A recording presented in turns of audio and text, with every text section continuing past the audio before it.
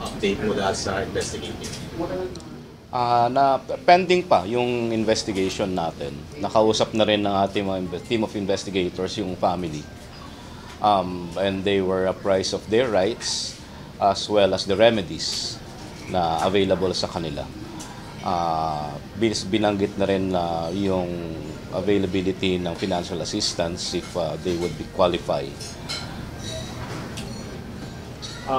Sa recommendation na kaso, anong masasabi ninyo doon, sir? Na ipafile doon sa mga police? Yung Yung involved doon sa nabotasan? I think merong recommendation ang PNP ba to? To file administrative charges, di ba? And criminal charges for reckless imprudence resulting to homicide. Well, hindi ko alam kung ano yung basihan nila nung recommendation. But definitely the CHR will be releasing its investigation report once it's concluded. And kasama ho doon kung merong dapat na criminal charges na dapat ma-file base doon sa investigasyon na ginawa. So kung komento ko tungkol doon sa recommendation, well, I can't comment kasi hindi ko alam kung anong pinagbasihan nila.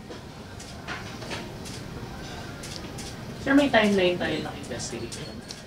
I think 100 days ba? 100 days. We have 100 days for the investigators to submit their final investigation report. Hindi pa siya magiging too late given na meron ng recommendation for criminal charges? Kung mag-recommend tayo ng criminal, hindi ba too late yun? It's not too late kasi ang purpose naman ng investigation ng CHR is to determine violation of human rights. Kasama yung recommendation for the filing of charges for administrative, criminal, or other cases. Incidental lang siya doon sa findings or determination of violation of human rights. So kung siyempre kasi wala naman kaming prosecutorial function, we can only include in our findings and recommendations yung filing nung sa tingin namin kung ano yung dapat na kaso. But it's still up to the prosecution service to determine kung ano yung tamang charge. So may retraining na pinaplano yung dun sa Northern Police District. Satisfied na pa kayo doon or kailangan ba mas malakihan na lahat ng police na lang ay i-retrain tungkol sa mga ganitong operations? Yung retrain kasi, ang presumption kasi dyan, once they are in the service, they are already trained. Okay? So dapat alam na nila kung ano yung mga proseso at ano yung kanilang mga tungkulin. Ngayon, yung do sa retraining,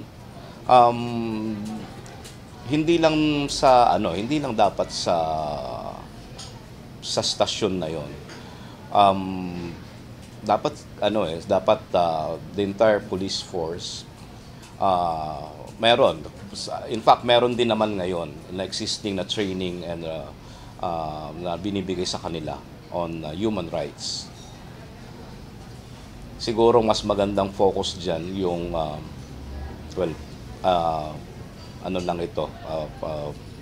on my personal point of view, yung training on the kung paano tong gampanan yung tungkulin in accordance with the police operational procedures and guidelines.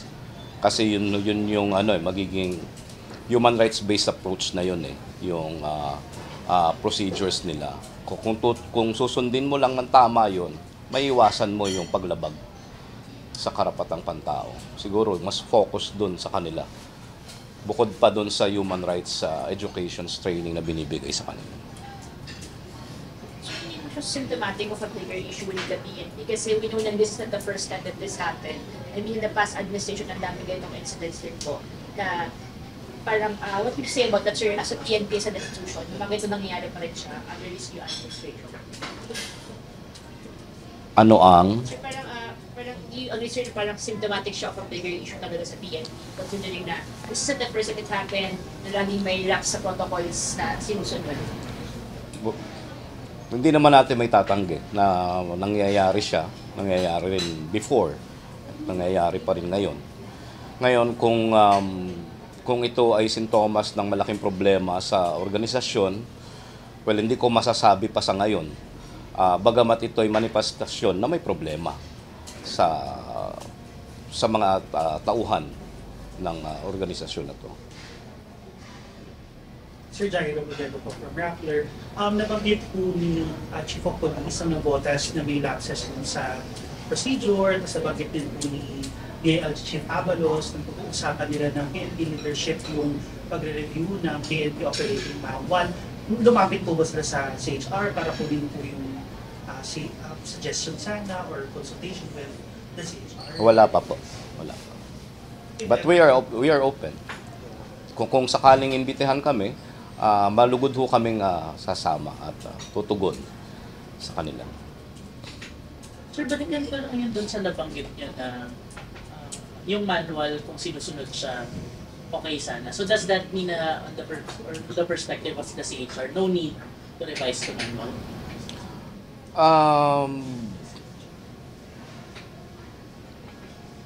Tingin ko as an operating procedure ng Philippine National Police, kung tama lang ang pagtupad doon, ma-address na niya yung mga maling gawa. Ngayon, kung siyempre, yung manual is a living document. Alam naman natin yon na kahit sa organisasyon, kapag may manual, hindi naman ito perpektong dokumento. Bagamat ito ay nag-a-address na nung karamihan ng mga issues and problems and kung ano yung dapat gawin. Ngayon, kung kailangan mag-adjust base sa sirkumstansya, sa mga pagkakataon, mas magandang gawin. So yung sa hindi pagsuot ng body-worn cameras, ano panawagan ninyo sa PNP? Kasi medyo parang ano rin siya yung sa investigation, hindi mo kapag forward din ng maayos, ano panawagan ninyo sa kanila? Meron naman kasi sila yung nilang nagagamit. Kung inyong maaalala, isa ho ito sa mga rekomendasyon ng Commission on Human Rights before, yung pagsusuot ng body-worn cameras sa kanilang operasyon. Malaking bagay ho kasi siya para masiguro na tama ang pagtupad na sa tungkulin ng mga kapulisan. May iwasan yung mga ganitong paglabag sa karapatang pantao. So mas maganda na ang mga kapulisan sa pagtupad ng kanilang tungkulin, lalong-lalo na sa pagsilbi ng mga warrant of arrest or search warrant, meron body-worn cameras.